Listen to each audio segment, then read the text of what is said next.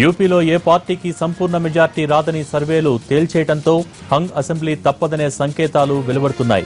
Exit polls ఫలితాల ప్రకారం ఏ party కూడా మ్యాజిక్ ఫిగర్ సాధించడం లేదు. అయితే హంగ్ ఏర్పడితే బీఎస్పీతో జత కట్టేందుకు సిద్ధమన్నారు ఎస్పీ నేత అఖిలేష్ యాదవ్.